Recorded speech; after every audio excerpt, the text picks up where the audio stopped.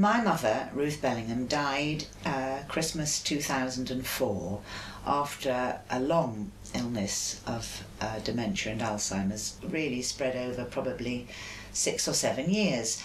And we were a very close family. I have 2 sisters, and my father, who was very bright. They were both very giving, very much active in the community.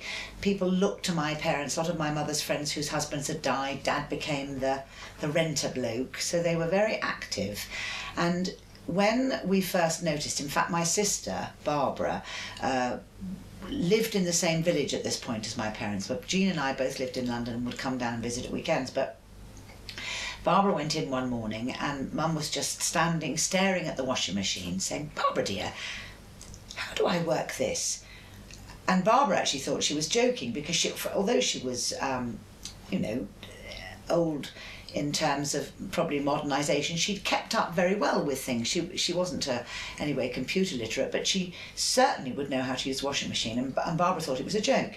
Anyway, she showed Mum and realised there was something seriously wrong, and rang myself and my sister, and we had a meeting with my dad, who was in complete denial, of course, and said, "Oh, it was just one of those things." And Barbara then said, "Well, actually, Dad, I've noticed this and I've noticed that." And I put my hand on my heart and say I feel terribly guilty that I didn't see her enough to really notice what was going wrong. And I myself was struggling with a marriage that involved abuse, so I had quite a lot of problems on my plate as it was.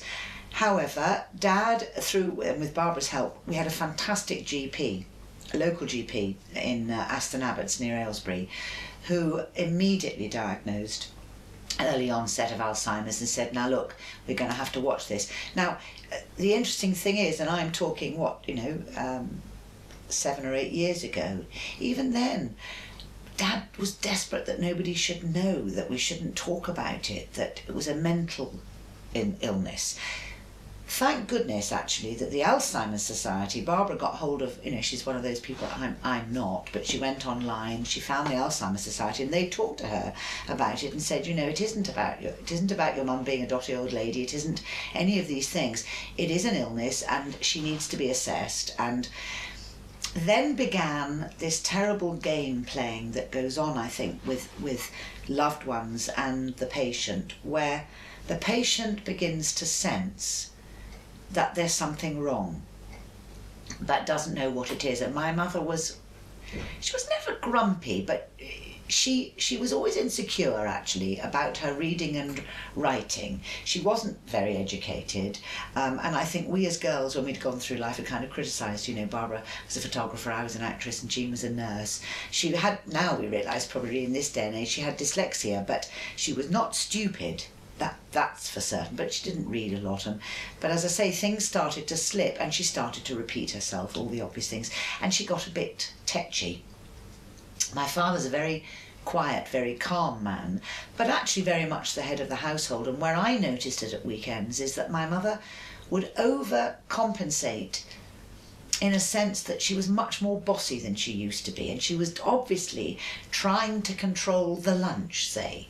So if in the old days Dad says, "Well, I'll clear the table," no, don't do that, and it would create an atmosphere and everybody would sort of feel slightly embarrassed, and then you'd make a joke.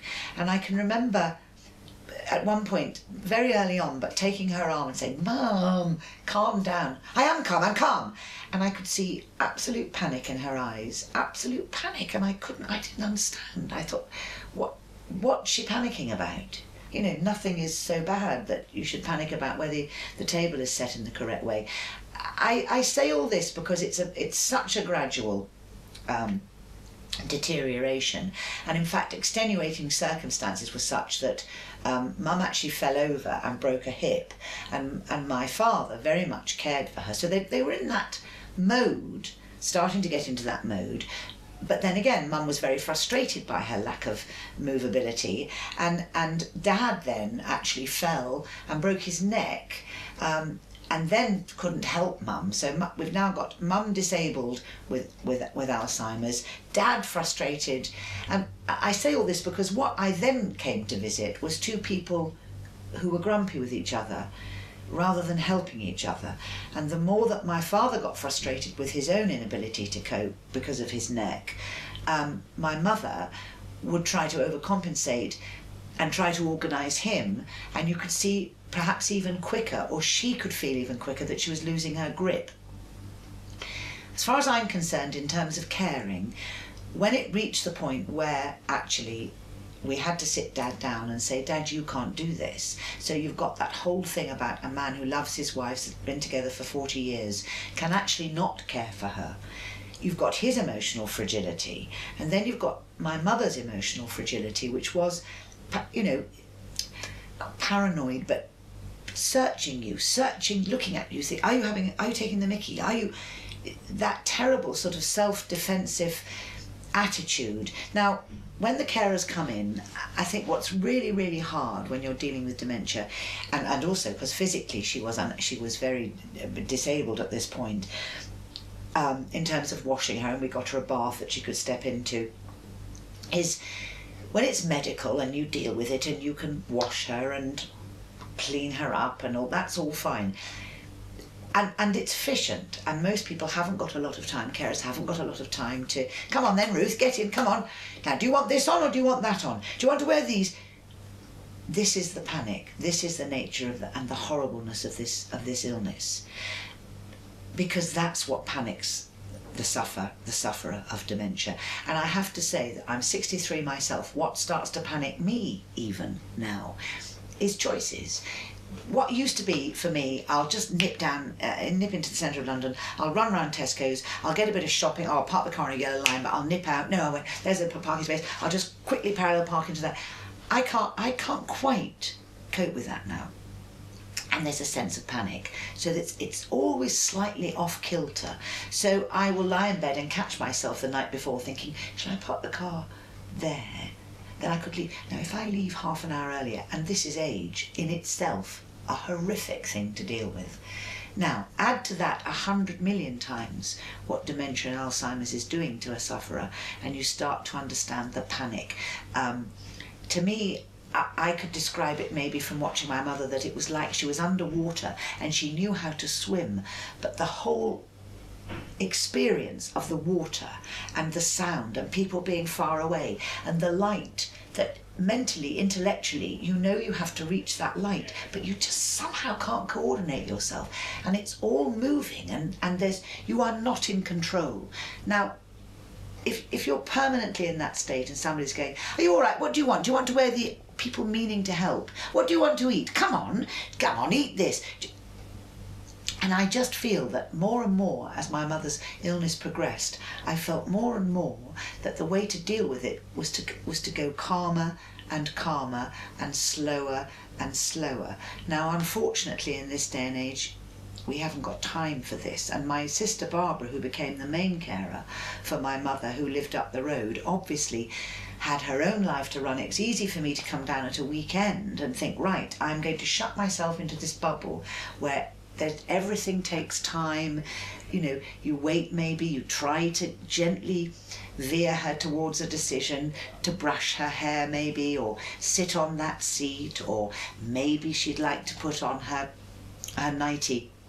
And the only way as a family we could cope was to take turns. Obviously, thank goodness for the carers who came in every day, because my father at this point now needed help, and we had the bed downstairs. But then again, you know, you move everybody's house around, and I could see my mother, who was very tidy. She was absolutely determined to keep her house in order. She knew that her house wasn't in order, or it wasn't in the order that she remembered, and she would fight it every step of the way. And it's like, you know, the classic where people say, when they ask you the test, who's the Prime Minister, she'd turn to my sister and go, Jean dear, tell the nice doctor who the Prime Minister is. And there's a canniness, and there's a willful, which then becomes slightly willful and slightly aggressive desire to conquer, and to feel that we're all against the sufferer and she's going to beat us no matter what. And it creates an aggression in the carer, or an impatience, not an aggression, an impatience.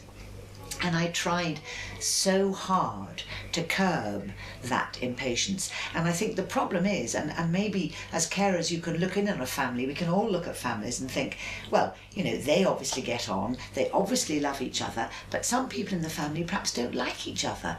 And this will manifest itself. So one parent, you might be able to cope with their irritations. Another parent, you can't. What you have to do as a carer coming in from the outside, of course, is stand outside the situation and not take sides. What I found I wanted to do was say to the carer when my mother got stroppy or snippy, please, she was never like that before she was ill. Please understand. She never got really badly aggressive, thank God.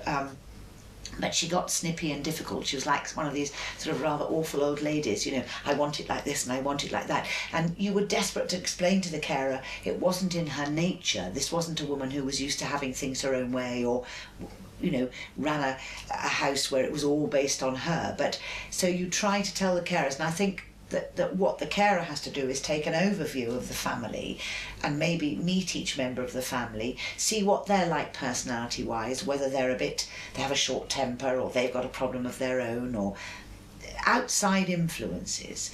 But when you're down to those final close moments with your mother where your mother nursed you and put nappies on you and loved you and washed you and cuddled you, we are now back to that scenario, and it's as raw as that. And all I ever wanted to do with my mother was to make her feel safe. And if I could do that in any way whatsoever, and it is just like a baby really. But the terrible thing is that all life's memories, all the things that we rely on as point of references are not there. So a child learns things, learns to touch, learns to cry, learns what's hot, learns what's cold. As an actress, all I can imagine is that with Alzheimer's, I know the kettle's hot, way back here, but it's not like a baby, it's going, look, kettle, ow, hot. Something is telling me that that's hot, and yet there's nobody to tell me what it is. It's an object I understand, I've seen every day of my life. And then when I touch it and it's hot, I'm disappointed, frustrated, cross, angry, because I knew that. So your whole life is this struggle to hold on to what you know, what you thought you know. In fact, I have a birth mother. I was adopted, and my birth mother, who lives in Canada, rang me in 2008, 4 years after I'd lost my adopted mother, to say she had early onset of Alzheimer's. So I've been through it twice, if you like. And when I flew out in 2008, basically to say goodbye to Marjorie, my birth mother, because I now knew what I was going to have to go through. It's interesting, I could see the same symptoms, the same frustration.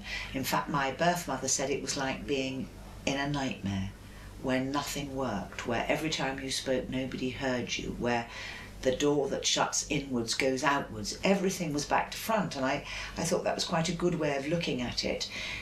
The interesting thing is, and it's too long to go into here, but my relationship with my birth mother, who gave me up for adoption, obviously is complicated, and I could never love her as I loved Ruth Bellingham, my adopted mother. And my birth mother said, oh, but to me it's like all my maternal emotions have burst forth since I've met you. And I tried to feel the same kind of highs of emotion, and I couldn't. And to be perfectly honest, my relationship with her was one of still right even now I think, why did you give me up? Why did you abandon me? So there's an edge in my relationship with Marjorie. So when I deal with Marjorie's Alzheimer's and dementia, I am less kind, could I say that? Less patient. I'm a bit judgmental. I'm telling you this because I think as a carer you have to really try to not be any of these things. You have to, like with children in a sense, that, you know, if you look after children, they're all much the same and they grow on you with their personalities. And hopefully I think that it's very important to have consistency of care, that you get to know these sufferers, because they all have their different little traits. And in the final analysis, in terms of long-term care homes, it's got to be about surrounding people with things they know, surrounding people with love and physical affection. This is the thing, but not in a now come along, I'm going to move you here and I'm going to pick you.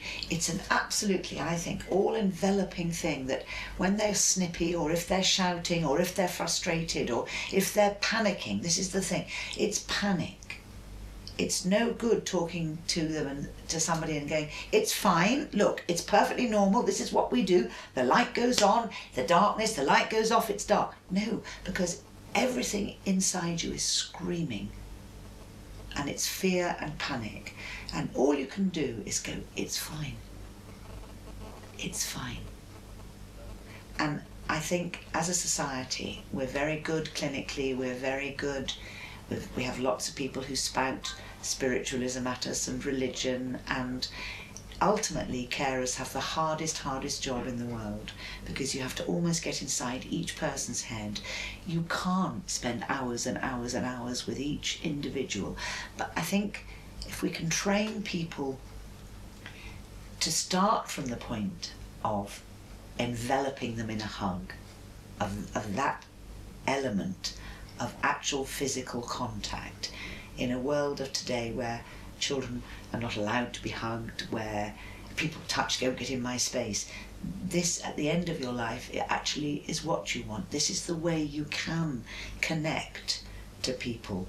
Photographs probably don't mean anything, but actually there's a very good book, actually, I was talking, and I can't remember the name of it, but there's some very good literature where people look at photographs of families, and in the end it doesn't matter, because the brain just, I think, assesses that as a comfort zone.